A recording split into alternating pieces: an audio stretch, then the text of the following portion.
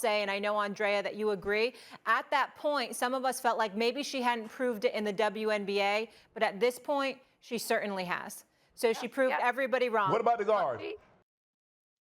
And look, before we get going, there will be some pauses during this video. I'm letting you guys know ahead of hand. Look, this was one of the best debates I've seen on First Take, right? If you guys don't remember, there's a video that surfaced about 2-3 months ago when Team USA selected the roster and Caitlin Clark wasn't on it.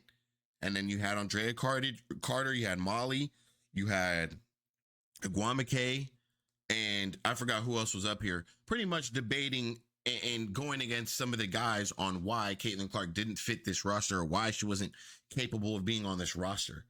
Pretty much saying that she wasn't talented enough or she wasn't able to take out a roster spot for any of the 12 girls on this team. And now today, you're going to see Shannon Sharp, Stephen A, pretty much hold these girls accountable for everything that they were trying to say earlier on, because Caitlin Clark 100% should have been on that roster. There's going to be plenty of points so you guys can hear how delusional some of these women sound earlier on in the season. And then Molly clearly said Caitlin Clark wasn't talented enough.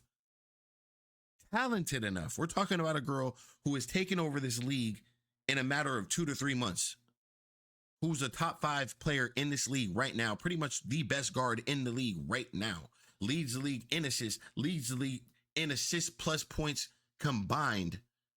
Not plus points combined. She leads the league in assists plus points accumulated in a game with over 1,500 this season. She should have been on that roster. Now, as far as the marketing standpoint, Caitlin Clark is the biggest ticket by far. Everything that Caitlin Clark is a part of is sold out. Everything. When it comes to ticket, when it comes to every piece of merch, everything. Caitlin Clark has moved the needle. Caitlin Clark and the Indiana Fever have a higher attendance than 5 NBA teams to this day, right now. They have a bigger average in attendance than 5 professional basketball teams, men's basketball teams.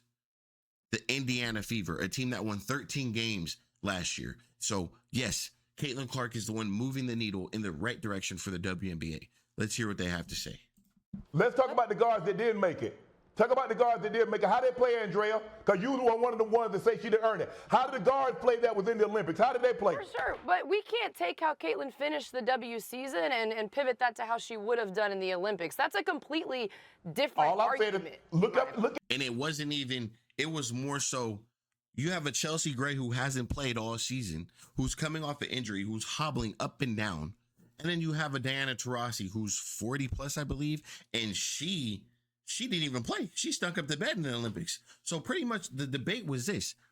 Okay, in the National Basketball Association, the NBA, they have made roster spots if there is a person or a player who has pretty much the golden ticket, their box office to where they're going to move the needle and grow the NBA.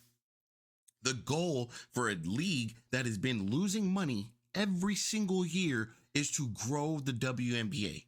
And you had the opportunity of a lifetime when you have Caitlin Clark as a rookie with every bit of motion and every bit of fan base and every bit of opportunity to grow the WNBA. Where are you talking about national stage? And you wanted to be hateful, jealous, petty. You didn't want to take anything away from these veterans who you think deserve it. And you made it seem like Caitlin Clark didn't deserve it and she wasn't good enough to be on this roster. You should have made a spot even if she didn't play, which I know she was going to play. The 2 people you took didn't even play. So there goes Caitlin Clark's spot right there. And you lost every bit of attendance, record-breaking this, record-breaking that you could have possibly had. And now everybody will remember it. The snub of a lifetime for the WNBA. And now these 2 right here are going to go at you and make you feel, they're going to put it in your face. It's an I told you so moment. Right here.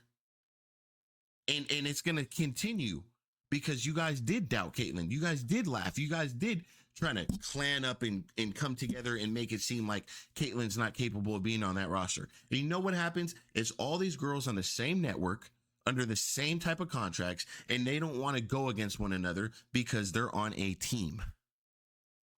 So now they're falling into the same thing. At that point, look at how she played up until that point. Chelsea Gray had only played one game before she went to the Olympics. She was outplaying Diana Taurasi. Was she outplaying Diana Taurasi at that point in time that she was on the team? It's a simple yes or a simple no. Was Caitlin outplaying Diana Taurasi? But you can't just factor in current play, Shannon. That's all I'm saying. It's a simple yes or a simple no, Andrea. Answer the question. Now she wants to talk about you can't factor in her play after the break when she had rest and da. Answer the question. Was she outplaying Diana Taurasi? Yes or no? She was. So that is a yes. Was she outplaying Chelsea Gray? That is a yes. That is a yes. You can't factor in. Well, if you're factoring in Diana Taurasi's Olympic experience, Diana Taurasi's how she was with the team, I get it. Shannon, hold on one second. Shannon, this ain't a lifetime. This wasn't an Olympic lifetime achievement. Shannon Sharp, hold on one second. What we're saying is you guys were right. That's what we're saying. You no, were right. Molly, you did not say that, Molly. No, no. That is what you said. You did not. That's not what you said, Molly. What are you guys That is not what you said. Look at Molly. Look at, what are you talking about? What do you mean? What are you talking about? Yes, Molly, you're the one who said she was not talented enough to be on the roster. That is what Molly said. She said Caitlin Clark is not talented enough to be on that roster. And they also said this. How would her fans feel when she goes to Paris and doesn't get any playing time and get any minutes? That's what they said. Caitlin Clark took the WNBA All-Star team and beat your Olympic team. I mean, just not destroyed, but I mean, you guys weren't supposed to get beat by the All-Star team. And she did it with fashion. The way she was passing the ball, imagine she's passing to Nafisa, Stewart, Asia. Oh my gosh. You want to talk about 15 plus assist average a game plus? Come on now. These two up here lying.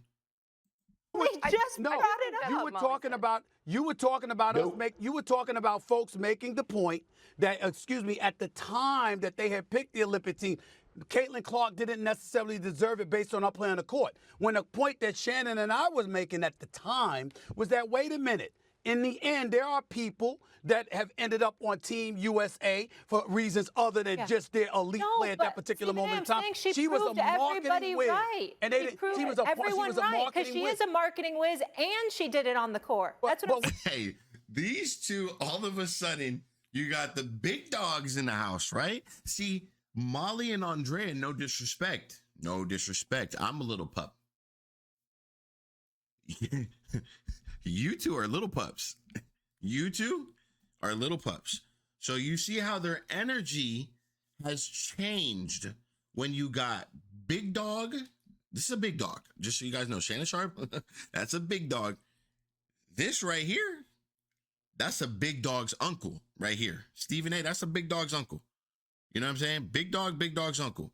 You two, y'all unfortunately, you know what I'm saying? You guys are like little doodles. You know what I'm saying? Y'all growing. Don't get me wrong. You guys have a bright future. Very bright future, you know. But you know what I'm trying to say. So their attitude and everything is completely off. It's completely different because I just saw you guys talking with Elle and it was completely different. Your guys' attitude and change in your mood. All of a sudden, you guys are right. She did it on the court and off the court. That's not what you guys were saying. So now they're lying because they know these two are not going for it. We were saying, but Molly. So you were ahead of the curve. You're not listening, Molly. You're not listening. I'm talking about your point, Molly. Your point. And I'm explaining it to you. At the end of the day, Molly, she's lying. Look. Stephen A.'s not going for it. No, right. Molly. So you were ahead of the curve. You're not listening, Molly. You're not listening. I'm talking about your point, Molly. Your point. And I'm explaining it to you. At the end of the day, we were making the point, do you want to promote the league or not? And people like Andrea and others were resistant to that playing a role in somebody making the roster for Team USA. And we were saying, hell with that. You want to promote the sport. You put that girl up in there. And people were appalled at that notion. That was the subject. As I stated, if you want to grow this league, because that's what you guys complain about Oh no, our salaries are low. Our salaries, we make 75,000, we make 80,000 a year. Nobody knows us, nobody watches us. But you get the chance of a lifetime and you want to be greedy. You want to be selfish. You want to have a little bit of racism in it because she's white. Let's be honest. If she was black, they would have picked her faster than faster. Which there's nothing. I'm not about that. But it's the truth. It's hate. And they thought that by taking Caitlin Clark, they would get all the eyes off of the veterans and the ones who deserve it. Sorry, you guys have to come to realization and conclusion that, hey, Caitlin Clark is a bigger ticket than every single one of you in the WNBA combined. She's the bigger ticket than anybody who's been in the WNBA combined, in the league of history combined. She's bigger than some NBA players. For sure, by far. There's nobody who talks about, bro, Caitlin Clark is a bigger athlete than more people than you think of. Nobody. Who's a bigger athlete than Caitlin Clark right now? Who do we talk about more? Who does every big time network talk about more? What athlete do they talk about more right now? Ohtani, Caitlin Clark, a couple quarterbacks right now, a couple football players maybe right now, but over the past 4 or 5 months, there's no athlete being talked about as much as Caitlin Clark. Not a shot, not a chance. So they missed the opportunity. They did. And they'll feel it. But the reason that they're putting it in their face now is because you guys begged for this. You guys wanted growth. You guys had the opportunity and you blew it.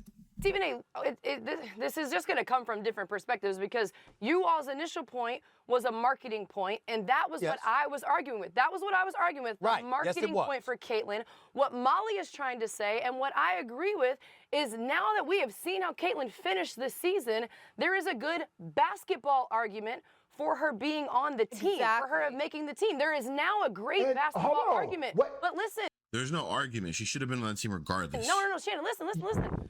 How she's playing right now, you just said it 5 minutes ago, was a testament to the rest that she had and the break that she had. We don't know how she would have played without that break. So we're saying Caitlin has now proven herself basketball-wise, but you all weren't making a basketball argument. You weren't making a basketball argument. We're not saying we were making a basketball argument. Andrea, I'm not going to let you do that. Go ahead. So Andrea now is stating that the rest is why Caitlin Clark is doing what she's doing.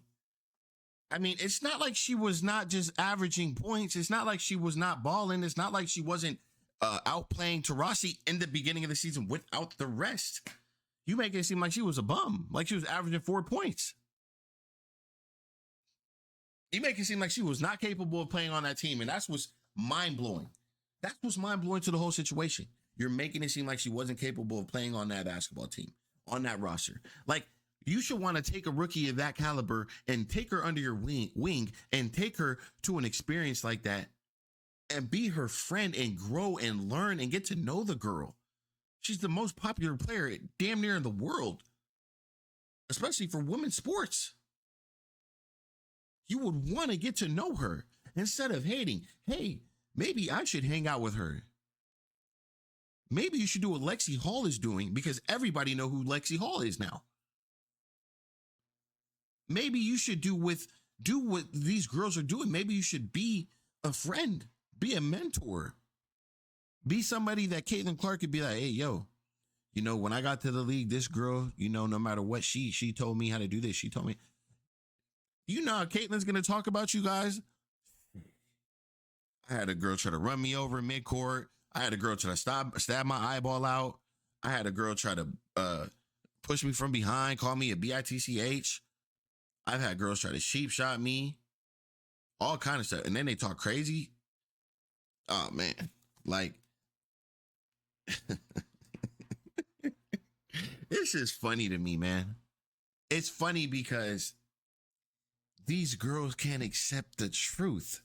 I don't know what it is, but nobody really wants to accept the fact that Caitlin Clark is bigger than them. And it's not disrespectful, bro. She just has an it factor that we have been attracted to. no disrespect to your guys' skill set or game or you guys just don't have that presence. And then you guys do stupid things that just are, you guys know the biggest stage is with Caitlin Clark, and then you guys choose that night to just do the dumbest things. Let me run her over mid-court as if not every media camera and every media person is watching.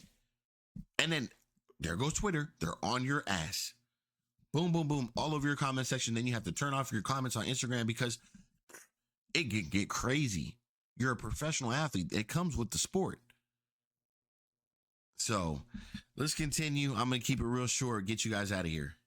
Andrea, I'm not going to let you make it seem like Caitlin Clark was averaging 5 points a game. At the time, she was still averaging 16 points a game, which was more than a lot of other guards that made the team. So don't do that. Don't make it seem like she was averaging 5 points and this was like a handout. No, it wasn't a handout. Look at her numbers. Look at her numbers comparable to the other guards that were on the team. That's all I'm saying. No. I hear you. And that's the main point of this argument. And, you know, they're going to go to break soon, whatever the case is.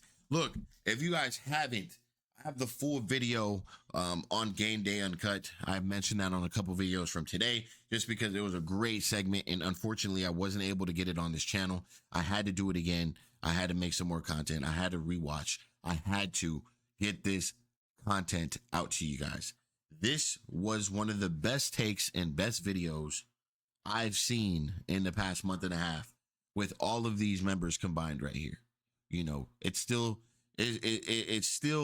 mind-blowing, some of the things and takes earlier on in the segment that I wasn't able to record. This is a very small piece. As you could tell, I could have probably made this video into an hour based off everything I have to say and everything that these girls have said in the past and everything Shannon Sharp and Stephen A have added to this, especially being the fact that they are calling it how they see it, calling it and keeping it 100% real. I love that. I don't want to beat around the bush.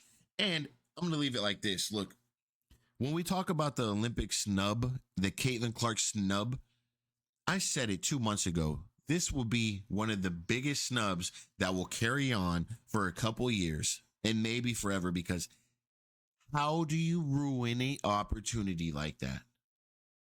And it's Caitlin Clark. And now I think people understand. So, yeah, man, I'm going to leave it at that. Look, it's your boy, C. O'Connor. I appreciate you guys, man. Welcome to the channel. By the way, I'll have plenty of content up for today. We do have game 2. Please let me know predictions. Let me know how you guys are rolling. You guys taking the fever? You guys taking the sun? What will Chrissy Sides have to do to get this team prepared to get a victory and to get this game back in Indiana for there to be a game 3 and to give the Fever an actual legitimate chance to win this series? Let me know what you guys think. It's your boy, C. O'Connor. I appreciate you guys. I will get back with you guys on another video. I'm out.